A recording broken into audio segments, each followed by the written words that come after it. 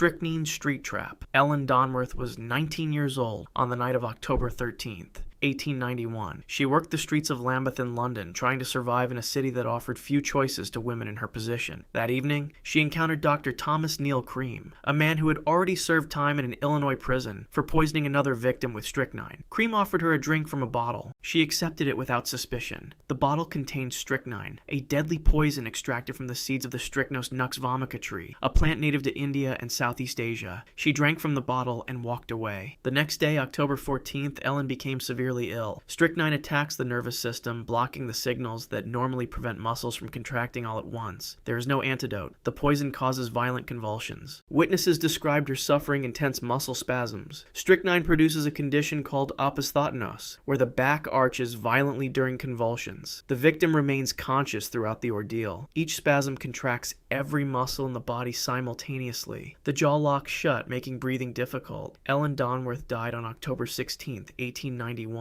3 days after consuming the poison. Her body had endured relentless waves of convulsions before finally giving out. Thomas Neal Cream had been released from Joliet Prison in Illinois just months earlier, in July 1891, after serving 10 years for murdering Daniel Stott with strychnine. Within weeks of arriving in London, he had already killed again. A week after Donworth's death, another woman, Matilda Clover, died under similar circumstances. Cream's compulsion to draw attention to his crimes proved his undoing. He wrote anonymous letters to the coroner offering to name Ellen Donworth's murderer in exchange for money. He attempted to blackmail prominent citizens, accusing them of the murders. These bizarre actions eventually led investigators directly to him. He was arrested in June 1892 and charged with multiple murders. His trial lasted from October 17th to 21st, 1892. The jury deliberated for only 12 minutes before finding him guilty. Thomas Neal Cream was hanged at Newgate Prison on November 15th, 1892. According to the hangman, his last words were, "I am Jack the..." Though he had been incarcerated in Illinois during the Ripper murders of 1888. Sorrel soup suspicion. Alexander Perepilichny was a wealthy Russian businessman who had fled to England after exposing a massive fraud scheme in his home country. On November 10th, 2012, he returned to his home in Surrey after a trip to Paris. He was 44 years old, physically fit, and showed no signs of illness. That same day, he went for a jog along the quiet roads near his estate in St. George's Hill. He was alone. Halfway through his run, he collapsed. Neighbors found him lying on the pavement. He was not moving. Paramedics arrived within minutes, but he was already dead. The sudden death of a healthy man raised immediate suspicions. An initial autopsy found no obvious cause of death. Police initially treated it as non-suspicious, but Perepilichny was not an ordinary businessman. He had been working with Hermitage Capital Management, providing evidence about a $230 million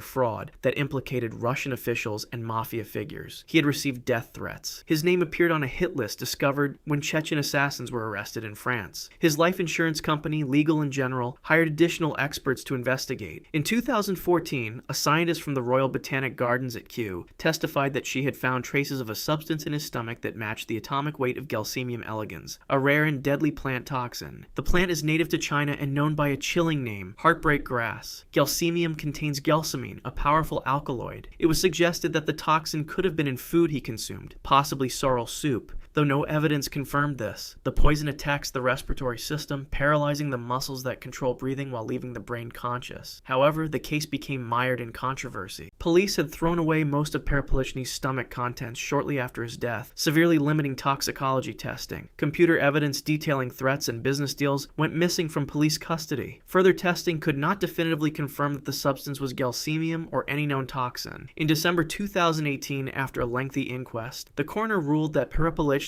more likely than not, died of natural causes, possibly sudden cardiac arrest. The possibility of poisoning cannot be completely excluded, the coroner stated, but there was insufficient evidence to prove unlawful killing. United States intelligence agencies reportedly believed he was assassinated on orders from the Kremlin, but British authorities could not prove it. Milk sickness tragedy. Lincoln lived on the Indiana frontier with her husband Thomas and their 2 children. She was 34 years old in the autumn of 1818. Life on the frontier was hard, but families like hers had learned to survive on what the land provided. That included milk from their cow. In early October, several families in the Little Pigeon Creek settlement became desperately ill with a mysterious condition. Nancy's aunt and uncle, Elizabeth and Thomas Sparrow, who had raised her, fell sick in September and died. Their nephew Dennis Hanks moved in with the Lincolns. Then Nancy herself became ill. Neighbors recognized the symptoms. They called it the tremors, or milk sickness. The illness was mysterious and terrifying because no one understood what caused it. What settlers did not know was that their cows had been grazing on white snakeroot, a small plant with delicate white flowers that grew wild throughout the region. The plant contains trematol, a potent toxin that accumulates in the tissues of animals that eat it. When those animals produce milk, the poison passes directly into it. The symptoms of milk sickness included trembling, weakness, intense abdominal pain, and violent vomiting.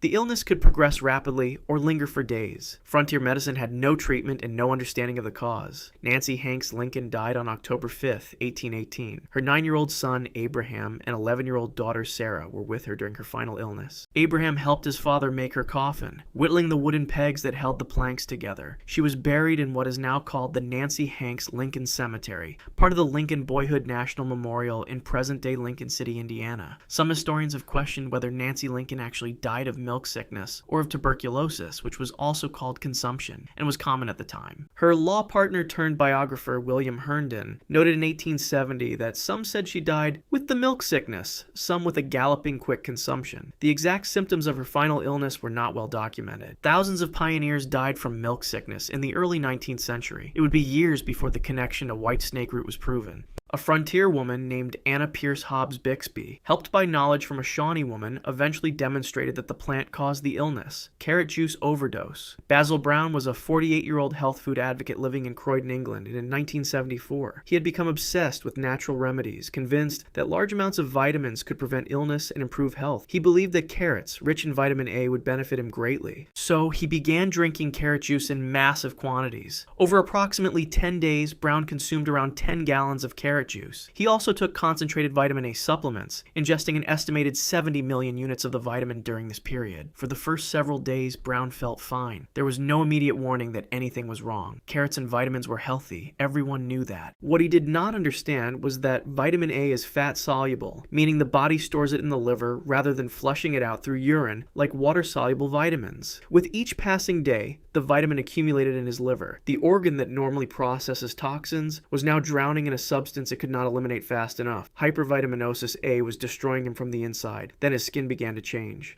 It turned yellow at first, then deepened into a bright orange color due to carotene buildup. The plant pigment had exceeded his body's capacity to process it. But Brown did not stop. He believed the treatment was working. The nausea started. His abdomen began to ache. He felt increasingly weak and confused. His liver was failing, unable to process the overwhelming load of vitamin A. Cirrhosis developed as healthy liver tissue turned to scar tissue. Basil Brown died in February 1974. An autopsy revealed that his liver had been ravaged by vitamin A toxicity.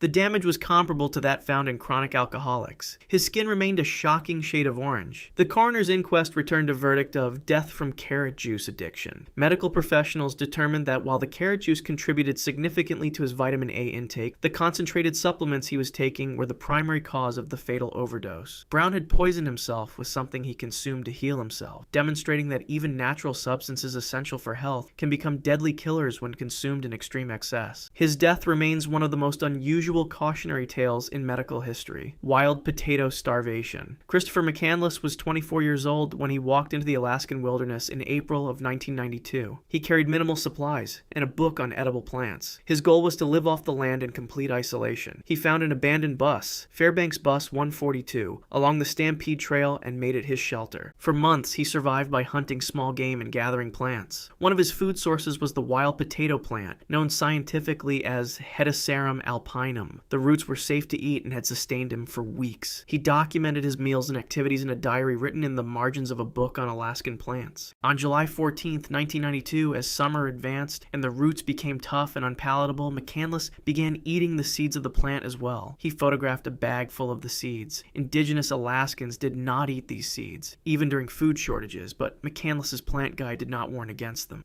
On July 30th, he wrote an alarming entry in his diary. Extremely weak, fault of potato seed. Much trouble just to stand up, starving, great jeopardy. Before this entry, his diary showed he was managing adequately. After this date, his condition deteriorated rapidly. He became too weak to hunt or forage effectively. The Teclanica River, which he had crossed easily in April, was now swollen with summer meltwater blocking his route back to civilization. 20 days later, in mid-August, Christopher McCandless died inside his sleeping bag in the abandoned bus. Moose hunters discovered his body on September 6, 1992. He weighed only 67 pounds. The official cause of death was starvation. The role of the wild potato seeds in his death has been debated for decades. Author John Krakauer theorized that the seeds contained a neurotoxin. In 2013, laboratory analysis found the seeds contained L-canavanine, and later testing suggested the presence of ODAP, a neurotoxin that can cause latherism, a condition involving paralysis of the legs. However, these findings remain scientifically controversial. Some chemists found no toxins in the seeds. Others argue that any toxic effects would require prolonged consumption, and that McCandless simply starved because he could not acquire enough calories. The Alaskan coroner's report listed starvation as the cause of death. Whether the seeds poisoned him, weakened him, or played no role at all continues to be disputed. What is certain is that McCandless died in that bus, his body consumed by starvation while his mind remained sharp enough to write his final messages. Nicotine extraction. Gustav Fougnies arrived at his brother-in-law's castle in Belgium on the evening of November 20th, 1850. Count Hippolyte Vizard de Beaucarmé had invited him to Château de Bitremont for dinner. Fougnies had no reason to suspect danger. The count seemed welcoming. His wife, Fougnies' sister Lydie, greeted him. What Fougnies did not know was that the count had spent months in his private laboratory extracting pure nicotine from tobacco leaves. The count was deeply in debt. Fougnies had recently inherited the family fortune, and worse for the count's plans, had just announced his intention to marry. If Fougnies died unmarried, the count stood to inherit a substantial sum. Dinner began. According to evidence presented at trial, Fougnies was forcibly made to consume liquid nicotine.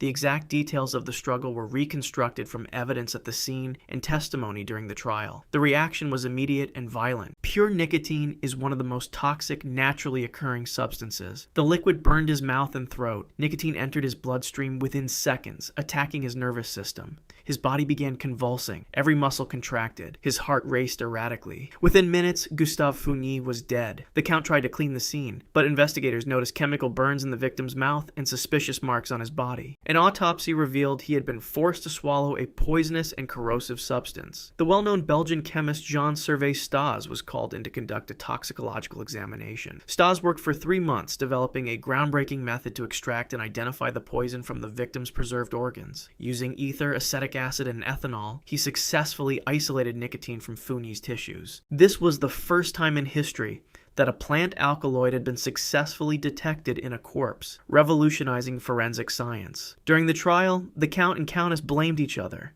Evidence emerged that the count had been experimenting with nicotine for some time. Dead farm animals were found on the estate, apparently used to test the poison's effectiveness. Count Hippolyte Vizard de Beaucarmé was convicted of murder. He was executed by guillotine in Mons, Belgium on July 19, 1851. The case became famous not because of the murder itself, but because it established that plant poisons could be definitively proven in forensic investigations. The Stas-Otto method, based on his pioneering work, remains fundamental to toxicology today. Actor's camping tragedy. Andre Noble was a 25-year-old Canadian actor who had just appeared in his first starring role in the film Sugar. On July 30th, 2004, he was camping with family near his hometown in Newfoundland, taking a break from promoting the film. That afternoon, he joined family members on a boat trip to Fair Island, a small island near Centerville. During the excursion, the group explored the island's foliage. Noble, a vegetarian known for his love of nature, encountered a plant with distinctive purple-blue flowers. It was monkshood, also known as wolfsbane, one of the most poisonous plants in North America. At some point, Noble came into contact with the plant. Family members later believed he either ingested part of it or touched his mouth after handling it. He returned to his aunt's cabin feeling normal initially. There were no immediate symptoms, but inside his body, aconitine,